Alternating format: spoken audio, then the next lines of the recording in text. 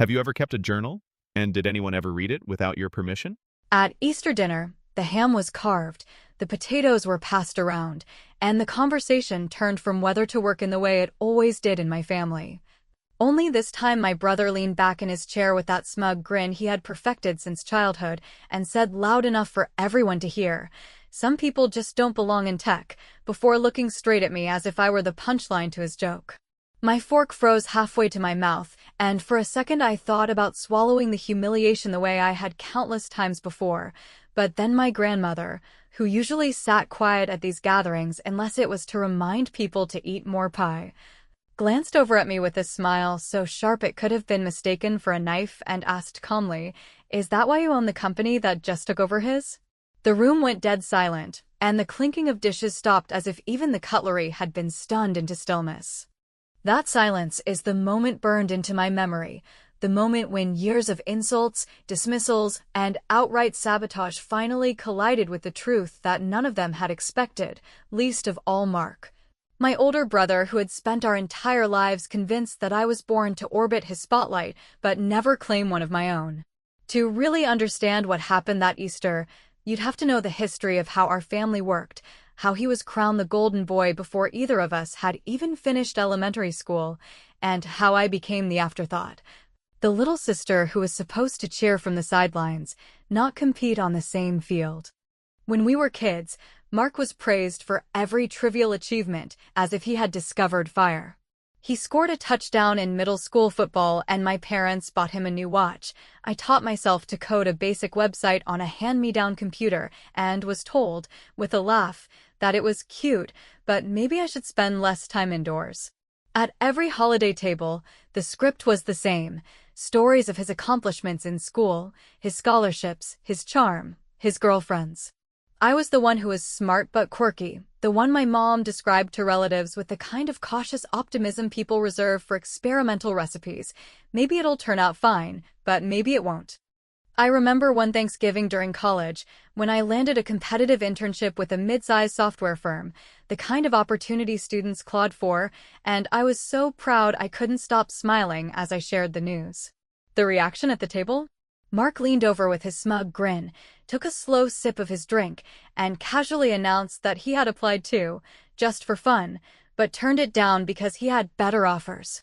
My parents laughed, my uncle clapped him on the back, and my achievement dissolved into nothing more than the shadow of his rejection.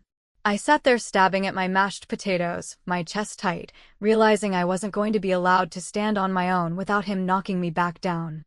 That was the first time I understood the scale of the rivalry, not just between siblings, but reinforced by a family who seemed determined to believe he could do no wrong. Every time I tried to assert myself, whether it was presenting an idea at school, earning recognition at work, or even just voicing an opinion, he found a way to dismiss it, and they found a way to excuse him. It became the background noise of my life, his mocking voice, their indulgent laughter, my silent fury.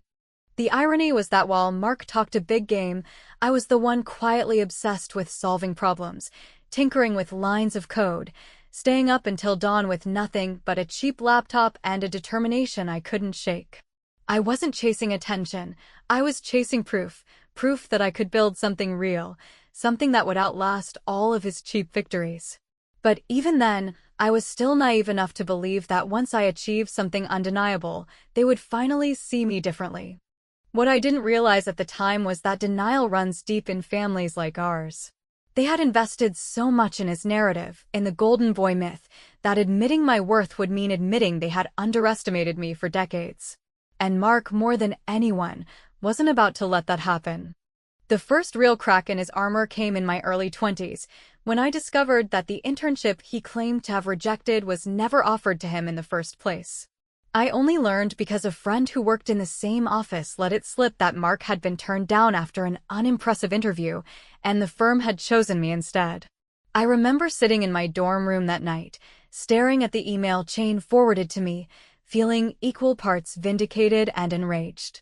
He had not only lied to the family, but had used that lie to belittle me, to twist my success into another one of his throwaway lines. I wanted to confront him right then, to call out the fraud and finally demand recognition, but something stopped me. Maybe it was fear, maybe strategy, or maybe it was the first stirrings of what would become my greatest weapon, patience. I didn't say a word to him, or to my parents, or to anyone. I filed it away, a secret piece of ammunition that I knew one day I would get to fire when it mattered most. Looking back, that decision was the first step on the long road to the Easter dinner, where everything finally collapsed for him and opened up for me. At the time, though, it just felt like swallowing another insult, another night of rage without release. What I couldn't know then was that the moment would come when the truth would not only expose him, but would do so in front of the very people who had built him up all his life. And that night, I went to bed not yet victorious, not yet vindicated, but carrying the smallest spark of revenge in my chest, a spark that I knew, given enough time and oxygen, could become a fire big enough to burn down his entire kingdom. The silence of that Easter line kept echoing in my head as I walked through the next years like someone carrying a pocket of heat no one else could see. And while Mark coasted from one glossy announcement to the next with the confidence of a man who believed the world had been pre-sold to him at birth, I learned to swallow the meetings where my slide deck became the guy beside me's idea by the time it reached the conference room door.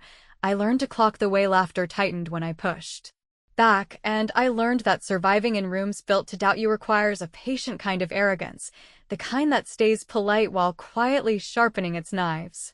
I took an analyst job at a software firm where the team lead, a perpetually distracted man named Craig with a too expensive watch and a habit of calling me kiddo when he thought no one could hear, decided my role would be to make his life easier and his reputation brighter, so when I proposed a lightweight data layer that would cut the onboarding time in half and reduce the support queue that had turned our mornings into triage, he smiled, told me it was promising, and then presented it to the VP 2 days later as a concept he had been incubating for months, leaving my name off the summary as if it might stain the margins.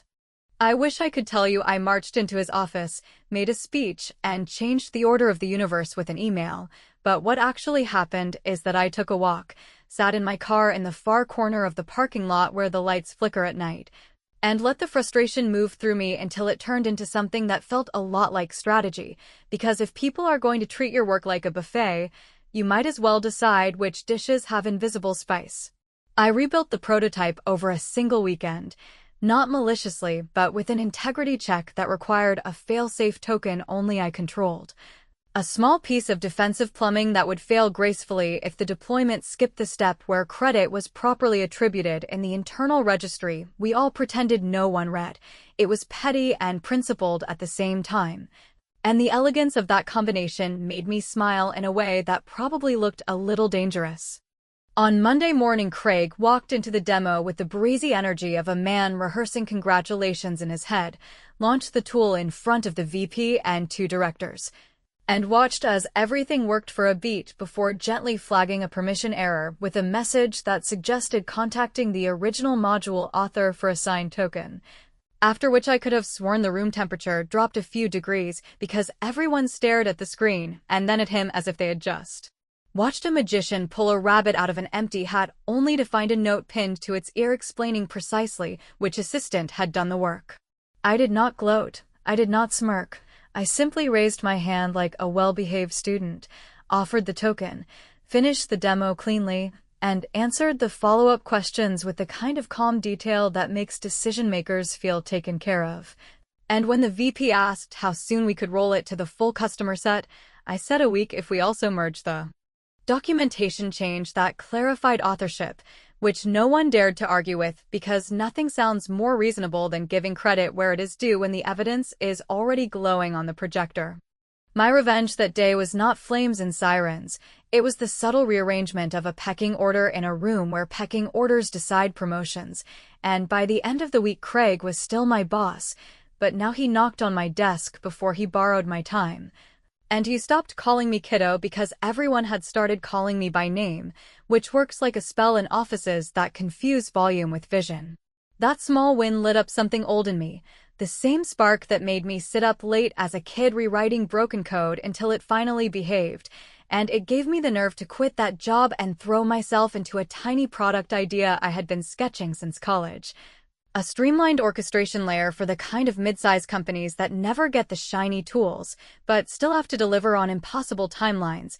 It was not glamorous, it did not scream disruption, but it solved a pain that made operations leaders look older by Friday than they had on Monday, and I believed in it with the stubbornness of someone who has been told too many times she does not belong. I found a co-founder who loved the unsexy parts as much as I did. We scraped together a seed from friends and friends of friends, and for a while it felt like the wind was finally at my back. Until the month the pilot customer pulled out because their board got spooked by market noise. The second customer went dark after procurement stalled on a clause that did not matter until someone decided it did. And the runway I had charted with careful optimism turned into a thin line on a spreadsheet that kept blinking at me like a heartbeat on a hospital monitor you do not trust. Mark called in the middle of that month with the kind of cheer people reserve for condolences they are pretending are advice, told me to dust off my resume before I embarrass myself further, and suggested that some people are better built for stable roles where expectations are clearer, which is the kind of sentence that sounds like concern when you say it fast, but sits like a brick in your stomach once the call ends. I did not answer him. I did not defend myself to a man who would never believe I could win unless I bought the building that held his opinion. I just closed my laptop, made tea I did not drink, and stared out the window until the light changed from afternoon to evening, and that is when the email arrived, short and almost shy, from a partner at a Midwestern fund who said he had seen our tool in a back-end audit for a client and wanted to know if we were available to present on Thursday because they had a gap in their schedule, and sometimes gaps change lives, which is a sentence I read 3 times before I realized my hands were shaking not from fear, but from the knowledge that if I managed the next week perfectly, I could turn exhaustion into leverage. And if I stumbled, I would probably be paging through job listings by the end of the month, while Mark rehearsed new ways to say "I told you so" over the next holiday ham.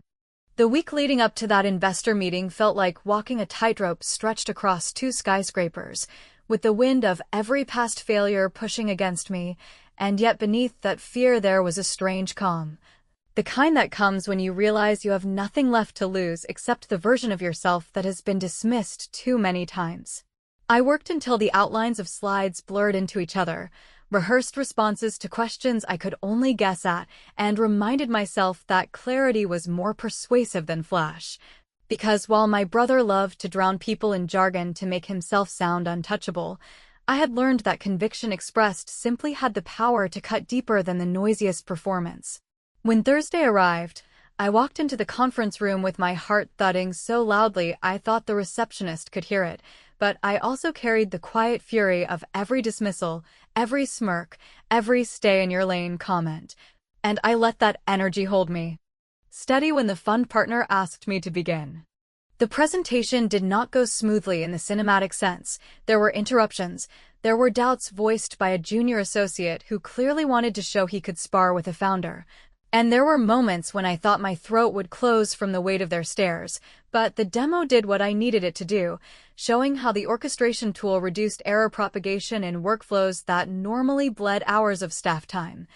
And the questions shifted from whether it mattered to how soon we could scale it. By the end of the hour, they asked for a follow-up meeting, and I walked out onto the sidewalk not with a term sheet in my hand, but with something even more critical. The sense that someone finally saw what I saw, that maybe I had built more than a fragile dream.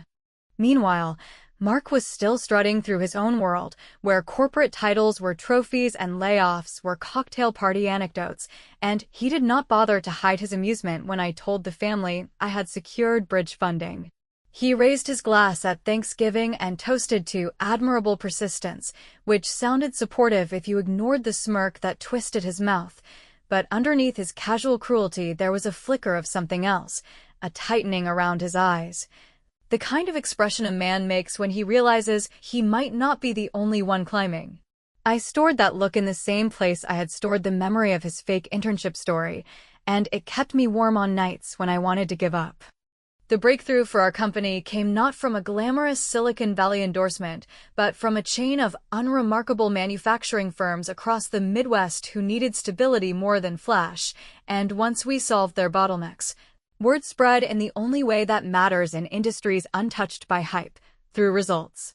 I spent months crisscrossing states in rented cars, staying in cheap hotels, eating takeout on the road, but with every client on board, the product hardened, the revenue stabilized, and the fear of collapse was slowly replaced by the terror of expansion. Which in many ways is even more exhausting because now every mistake threatened not only your dream, but also the paychecks of people who had bet their lives on it. During this time, Mark invited me to a family barbecue, and while I tried to avoid shop talk, he couldn't resist slipping in a dig, telling our relatives that startups were like gambling tables where most players lost their shirts, while he, of course, had chosen the stability of a company that knew how to win real contracts. What he didn't know, and what I wasn't ready to say aloud, was that one of his largest clients had quietly reached out to us after a series of missed deadlines on his side, asking if we could handle a project that his firm had botched. I accepted with professional politeness, but inside I savored the irony. The first real contract that validated us came directly out of his company's failure, and he had no idea. That irony deepened when the project succeeded, because not only did it solidify our reputation, it also forced his firm to renegotiate its internal priorities, leaving him scrambling to justify his team's existence. He continued to laugh at my hobby business, but I began to notice the way he lingered after those remarks, as though waiting to see if anyone else laughed as quickly as they once had, and sometimes they didn't, which made his smile falter. I learned that revenge does not always arrive in grand gestures. Sometimes it creeps in quietly, reshaping the air until the person who mocked you realizes the room isn't tilting in their favor anymore. The most pivotal moment came during a December client pitch, when I overheard a prospective partner mention that Mark's firm had lost another bid because the upstart offered a more reliable solution. It took me a moment to realize that the upstart was us, that my name, once a punchline, had become shorthand for disruption in circles where I had never even been invited before. I returned to my hotel that night, sat on the edge of the bed, and let the reality settle into me. We were no longer the underdog clawing for survival. We were becoming the competitor people feared, even if they didn't yet say my name at dinner tables where Mark still bragged. By the time spring came, my company had landed 3 major contracts, our small team had doubled in size, and Mark's firm was beginning to leak employees like a cracked ship. Yet even then, my family clung to their narrative of him as the stable son, the professional success story, while I was still the eccentric risk-taker who might flame out any day. That denial should have broken me, but instead it sharpened me, because I knew something they didn't. His firm was already wobbling, and we were the reason. The cliffhanger I carried out of that season was not whether I could build something real. I had already proven that, but whether I could stay patient enough to let the weight of his downfall land naturally, without rushing it. And as I folded my laptop shut one night after signing a contract that would once again pull work away from his side of the table, I realized the sweetest revenge was not the victory itself, but the knowledge that the man who told me I didn't belong in tech was already starting to choke on the silence when others stopped laughing at his jokes. Growth never feels the way motivational books describe it, because while numbers climbed on our spreadsheets and contracts arrived with signatures that once would have seemed untouchable, every step forward came with sleepless nights, broken systems, and the constant fear that one mistake would unravel everything we had built. I remember sitting in the office at 2 a.m. with half-empty coffee cups stacked beside my laptop, staring at a queue of support tickets that felt endless, knowing that solving them quickly would prove whether we were truly ready to compete with companies 10 times our size. We had no glossy headquarters, no catered lunches, no polished executives in tailored suits, but what we did have was the hunger of people who had been underestimated their entire lives, and that hunger made us dangerous. While Mark polished his corporate reports and strutted through meetings designed to protect an image, I was on the phone with frustrated clients at dawn, promising fixes and then coding them into existence before the sun came up. What fueled me more than fear of failure was the steady stream of evidence that his empire was cracking.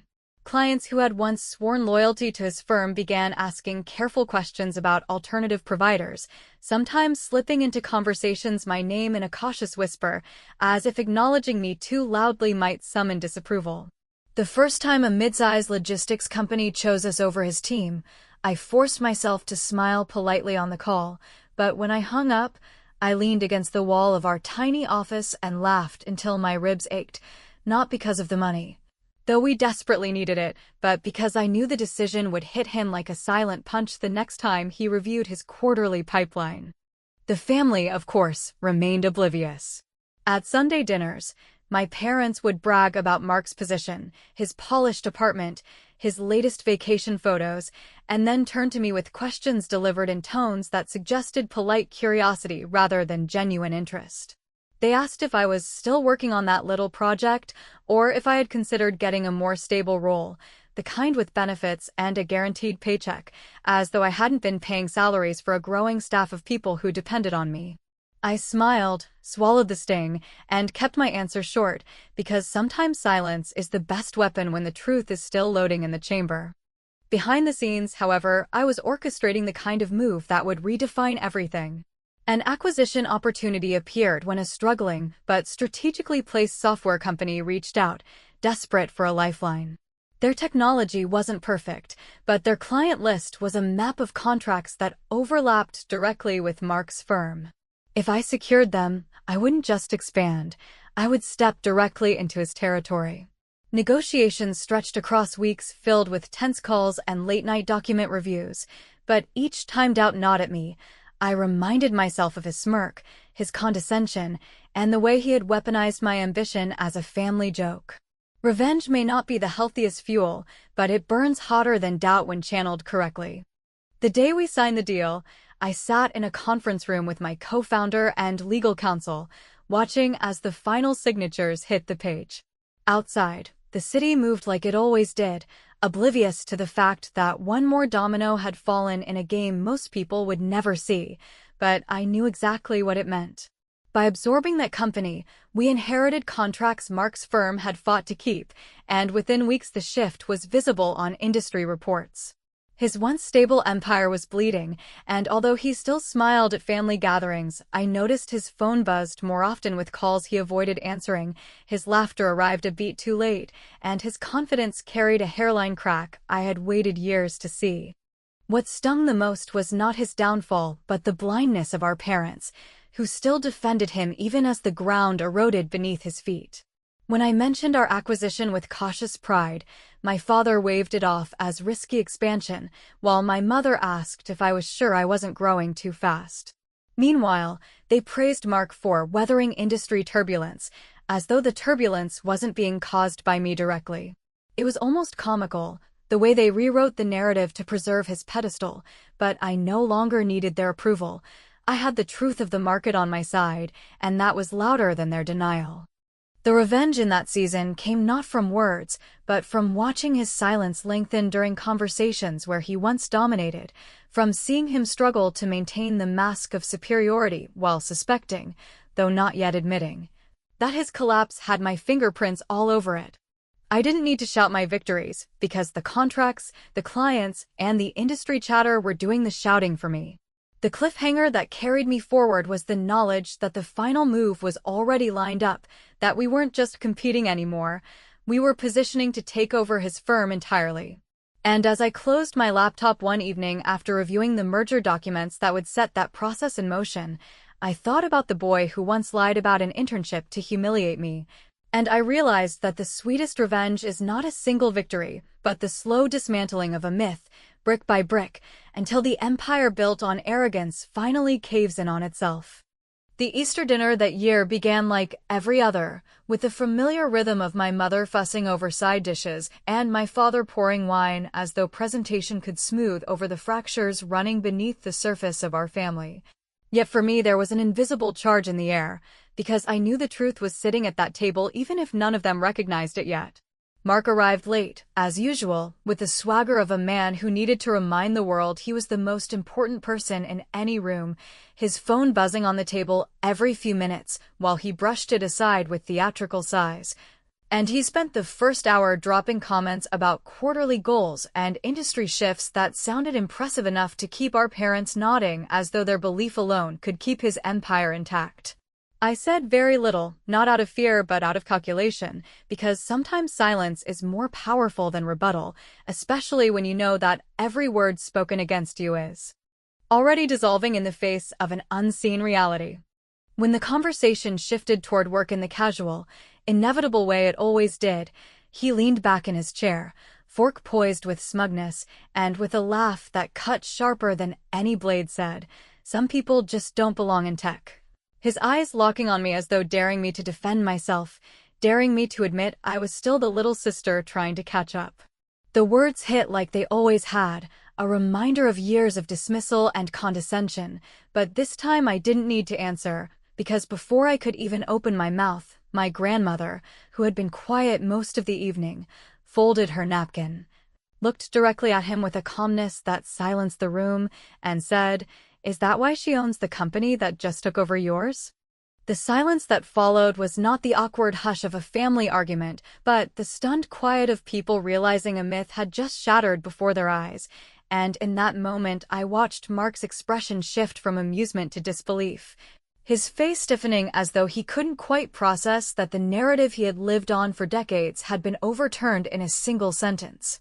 My parents stared between us, their forks frozen in midair, and I saw the confusion in their eyes as if they were trying to calculate whether Grandma's words were true, but I stayed silent, letting the weight of her statement linger, because sometimes vindication is strongest when you don't dilute it with commentary. Mark tried to laugh, but it was brittle and hollow, the sound of a man suddenly aware that the floor beneath him had given way, and he muttered something about hostile markets and temporary setbacks, though everyone at the table knew excuses when they heard them. For years he had mocked me, painted my work as a hobby, and convinced the family that I was living in a fantasy while he carried the banner of success, but now the reversal was undeniable, and it wasn't me who had said it. It was the one person in the family whose approval no one ever questioned. The irony was exquisite, because the vindication I had dreamed about for years had arrived not with a victory speech or a dramatic confrontation, but with a quiet truth delivered at the exact moment he thought he was untouchable. Yet as I sat there, watching him squirm beneath the silence and the shifting stares of our family, I felt something unexpected stirring inside me. Triumph, yes, and satisfaction so sharp it almost burned, but also a hollow awareness that revenge doesn't end a story, it only writes the next chapter. My parents didn't rush to congratulate me or apologize for their years of dismissal. Instead, they exchanged uneasy glances, as though they had been caught believing in the wrong child for too long, and rather than admit it, they clung to their confusion. Mark avoided my gaze for the rest of the night, leaving early with a muttered excuse about calls to return, and as the door closed behind him, I felt the room exhale in a way that left me wondering whether peace had been restored or simply rearranged. Driving home that night, the streetlights blurring past the windshield, I thought about the girl I had been years ago, the one who swallowed his lies about internships and hid her fury behind polite silence. And I realized I had finally won, not because I had destroyed him, but because I had built something real, something strong enough to outlast his arrogance. Yet I also knew that victory comes with its own questions, the kind that echo long after the applause dies down. Would my family ever see me without comparing me to him? Would Mark quietly plot to rebuild and find a way to strike back? And did proving myself at their table matter as much as I had once believed? Or was the real triumph the knowledge that I no longer needed their validation? As the night settled around me and I pulled into my driveway, I understood that the story was not finished, that vindication is never permanent and revenge rarely satisfies for long, but for that moment. For that single evening when silence replaced laughter and the truth finally stood naked in the light, I allowed myself the rare gift of stillness. I had waited years for it, endured humiliation and dismissal and countless nights of doubt, and while the questions remained unresolved, the answer that mattered most had already been spoken aloud. Some people had said I didn't belong in tech, but the company I had built now carried the proof that I did, and no amount of denial could erase it. What came next would remain uncertain, but sometimes uncertainty itself is the most honest kind of ending.